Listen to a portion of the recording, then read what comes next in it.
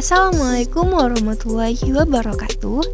Perkenalkan, saya Amel Sahartati Nasution, Prodi Bimbingan dan Konseling 2021 Universitas Riau. Kali ini kita akan mempelajari mengenai manajemen stres pada mahasiswa.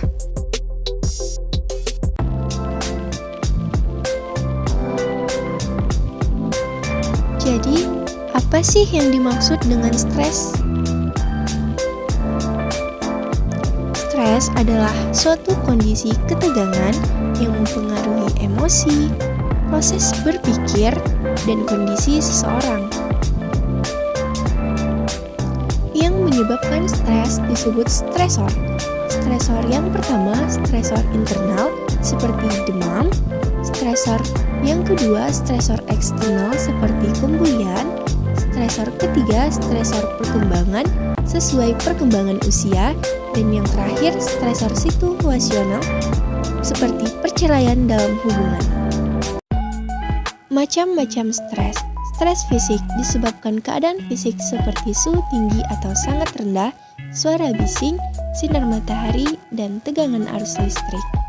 Stres kimiawi disebabkan zat kimia seperti obat-obatan, hormon, atau gas karena pengaruh senyawa kimia.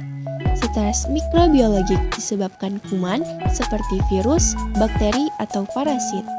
Stres fisiologik disebabkan karena gangguan fungsi organ tubuh seperti gangguan struktur tubuh. Stres proses pertumbuhan dan perkembangan seperti pubertas, perkawinan, dan proses lanjut usia. Stres psikis atau emosional seperti hubungan interpersonal, sosial budaya, atau faktor keagamaan. Tahap stres. Stres tahap pertama paling ringan, yaitu stres yang disertai dengan perasaan nafsu bekerja yang besar dan berlebihan, mampu menyelesaikan pekerjaan tanpa memperhitungkan tenaga yang dimiliki, penglihatan semakin tajam.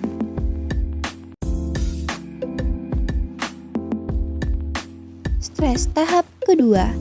Tahap stres yang disertai dengan keluhan seperti bangun pagi tidak segar dan letih, lekas capek pada saat menjelang sore, lekas lelah sesudah makan, tidak dapat rileks, lambung atau perut tidak nyaman, serta jantung berdebar, otot tengkung, dan punggung tegang. Stres tahap ketiga, tahap stres dengan keluhan seperti defekasi tidak teratur, otot semakin tegang, emosional, insomnia, mudah terjaga dan sulit tidur kembali, bangun terlalu pagi dan sulit tidur kembali, koordinasi tubuh terganggu, dan mau jatuh pingsan.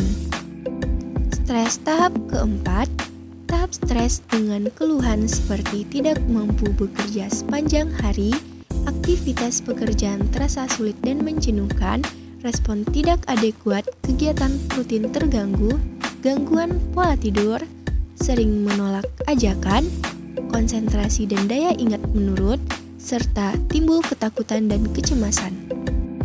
Stres tahap kelima. Tahap stres ditandai dengan kelelahan fisik dan mental, ketidakmampuan menyelesaikan pekerjaan berat, meningkatnya rasa takut dan cemas, bingung dan panik. Stres tahap keenam. Tahap stres ditandai dengan jantung berdebar keras, sesak napas, badan gemetar, dingin, banyak keluar keringat, loyo, dan pingsan atau kolaps.